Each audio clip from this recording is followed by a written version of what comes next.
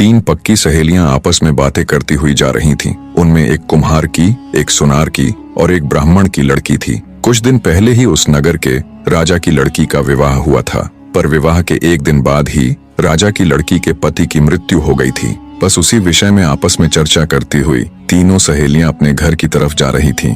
सबसे पहले ब्राह्मण की लड़की बोली, बहन जो भी हो, पर राजा की लड़की थी बड़ी सुंदर, पर बेचारी के साथ बहुत गलत हुआ, जो विवाह होते ही भगवान ने उसके पति को छीन लिया। फिर सुनार की लड़की बोली, ठीक कहती हो बहन, वो है तो बहुत रूपवती, ऐसा सुंदर रूप भगवान हजारों में नहीं बल्कि लाखों में किसी किसी को देता है, पर बेचारी का पति मर गया, अब होनी को कौन टाल सकता है। उन दोनों की बात सुन कुम्हार की लड़की बोली, तुम दोनों क्या जब से बहुत सुंदर थी, बहुत रूपवती थी कि रट लगाए हुए हो? क्या खाक सुंदर थी जो अपने से पहले अपने पति को मरने दिया? ऐसी सुंदरता किस काम की? कुम्हार की लड़की की बात सुन अन्य दोनों सहेलियां बोली, तू उसकी जगह होती तो तू भी क्या कर लेती? उनको जवाब देते हुए कुम्हार की लड़की बोली, अगर मैं राजा की लड़की की जगह होती तो अपने जीते जी अपने पति को कतई मरने न देती, चाहे उसके लिए मुझे कुछ भी करना पड़ता। पीछे चल रहे सिपाहियों ने उन तीनों सहेलियों की आपस की सारी बातें सुन ली। सारी बातें सुन सिपाहियों के मन में तुरंत राजा के हुक्म वाली बात कौंधी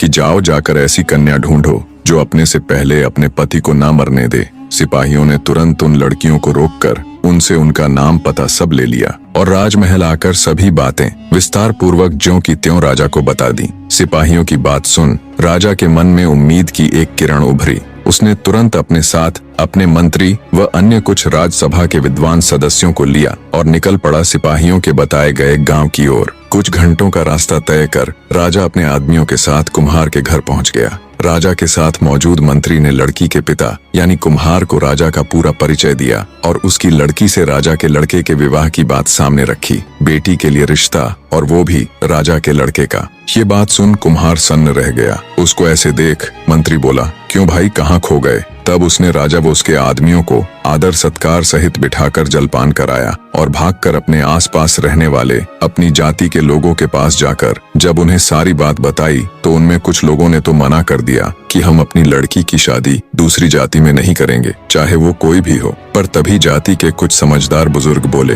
क्या पागलों जैसी बातें कर रहे हो तुम? अरे राजा के लड़के का रिश्ता आया है, ये बात हमारे लिए किसी सपने या किसी खजाने से कम नहीं है। जरा सोच कर देखो मूर्खों, हमारा भी राजपाट में हिस्सा होगा, हमें भी राज परिवार के साथ जोड़कर देखा जाएगा। बुजुर्ग कुम्हार की बात सभी के दिमाग में बैठ गई। सबकी सहमति पाकर कुम्हार अपनी बेटी को राजा के लड़के के साथ ब्याहने के लिए खुशी खुशी राजी हो गया। राजा ने लड़के के 20वें जन्मदिन यानी जिस दिन उसकी मृत्यु होनी थी उसी दिन को शादी के लिए चुना।